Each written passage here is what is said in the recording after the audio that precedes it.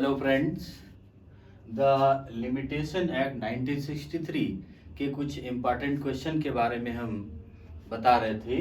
इसके पहले हम 21 क्वेश्चंस डिस्कस कर चुके हैं, जो इम्पॉर्टेंट क्वेश्चन कुछ अनसॉल्व के थे और कुछ बुक्स के थे।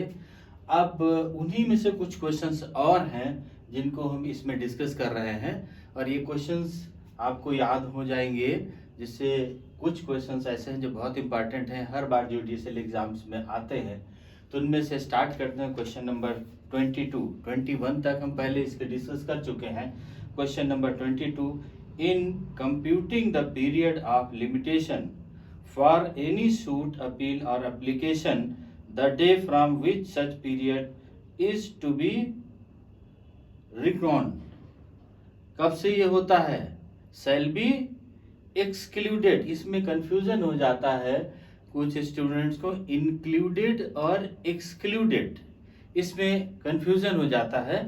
इसमें क्या होता है, ये जितनी चीजें होती हैं वो सब एक्सक्लूड होती हैं, उसके बाद ऐड होती हैं। इंक्लूड में उसी में नहीं ऐड होती, उसके बाद ऐड होती है, इसलिए इसमें एक्सक्लूडेड किया जाता है। Question number 23, time required under section 12(2), section 12 subsection 2 of limitation act means, इसका मीन्स क्या होता है? एक्चुअल टाइम टेकन, उसका वास्तविक टाइम क्या है उसके बारे में सेक्शन 12 का सबसेक्शन 2 बताता है। Question number 24, the limitation section 13 of the limitation act 1963 applies case of a pauper, किसमें अप्लाई होता है? पॉपर में। Question number 25, exclusion of time of proceeding bona fide in court without jurisdiction is stipulated, ये किसमें बताया गया? सेक्शन 14 में। Question number 26, the plaintiff is entitled to get the benefit of section 14 of the limitation act 1963 provided, ये किसके लिए provide किया गया? किसके लिए? सेक्शन 14 किसके लिए प्रोवाइड किया गया? That the plaintiff must be prosecuting his suit with due diligence and in good faith. अगर गुड फेथ में वो नहीं किया गया तो उसको कोर्ट रिजेक्ट कर देती है। Question number 27, period during which proceeding stand stayed by an injection or order is excluded, किसमें एक्सक्लूड होता है इसका order? Section 25 of the limit section 15 of the limitation act, किसमें? Section 15 of the limitation act 1963। Question number 28, section 15 of the limitation act 1960 does not apply to, किसमें apply नहीं होता? Section 15 किसमें apply नहीं होता है? अपील में अप्लाई नहीं होता है, अपील्स में।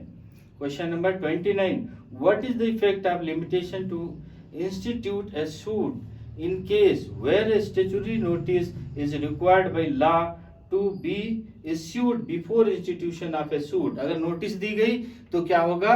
नोटिस का जो टाइम पीरियड होगा वो उसमें एक्सक्लूड कर दिया जाएगा। Question number 30, in the defendant is abroad during the period of limitation, अगर कोई डिफेंडेंट है, अब्रॉड में है, नोटिस रिसीव नहीं किया जा सकता है, तो उसका लिमिटेशन कब से स्टार्ट होगा? सच period is excluded from the period of limitation, जब वो वापस आ जाएगा तब उसका पीरियड एक्सक्लूड किया जाएगा, तब उसका लिमिटेशन स्टार्ट होगा। Question number 31, in which section of the limitation act effect of deals before actual right to sue of provided, किसमें ये किया गया है? सेक्शन 16 में। Question number 32, section 17 of the limitation act does not take within its ambit, किसके लिए किया जाता है ये? एन अपील के लिए। Question number 33, the fraud contemplated by section 17 of the limitation act 1963 is that of, किसमें? 17 किसके लिए बनाया गया? the defendants के लिए। Question number 34, under section 19 of the limitation act the part payment of debt or interest has to be, किसमें किया गया? क्वेश्चन ये पार्ट पेमेंट के लिए with in the period prescribed for payment, payment का जब प्रेस्क्राइब पीरियड होता है बीच में कोई दे देता तो उसका लिमिटेशन टाइम बढ़ जाता था, इसको एक्सप्लेन किया था हमने। Question number 35, after the institution of A suit a new defendant is press substituted, the suit is deemed to have been instituted in regards him। कब के लिए? जब वो पार्टी बनता है तब उसके लिए एक नया सूट जैसा वर्क करता, when he was made a party। Question number 36, section 22 of the limitation and 1963 is applies to 22 किस में अप्लाइज होता है? Case of A suit for damages for wrongful retention of goods, इसके लिए अप्लाई होता है। Question number 37, section 22 of the limitation act 1963 पर which the following cases of, किस केस में लगता है? सेक्शन किसके बारे में बात कर रहे हैं हम? सेक्शन 22 के बारे में, कंटिन्यूइंग ब्रीच ऑफ कॉन्ट्रैक्ट, इसको याद रखिएगा, कंटिन्यूइंग ब्रीच ऑफ कॉन्ट्रैक्ट के लिए। क्वेश्चन नंबर 38,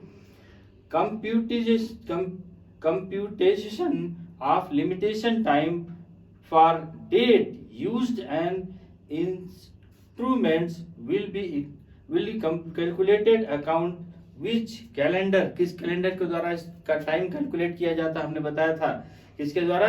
इंग्लिश कैलेंडर के द्वारा या ग्रिगोरियन कैलेंडर के द्वारा। किसके द्वारा? इंग्लिश कैलेंडर या ग्रिगोरियन कैलेंडर के द्वारा, ग्रिगोरियन कैलेंडर के द्वारा। Question number 39, limitation act applies to, किसमें? क्रिमिनल केस में नहीं, ओनली सिविल केस में, सिविल सूट्स में अप्लाई होता है ये। क्वेश्चन नंबर 40, क्वेश्चन नंबर 39 के बाद question number 40, the law of limitation only bars remedy not extinguish the, किसके कौन किसका हमें ये एक्सटिंग्विश नहीं करता है? हमारे राइट को। Question number 41, the law of limitation is, law of limitation कैसा है? द प्रोसीडरल लॉ है। कैसा है ये?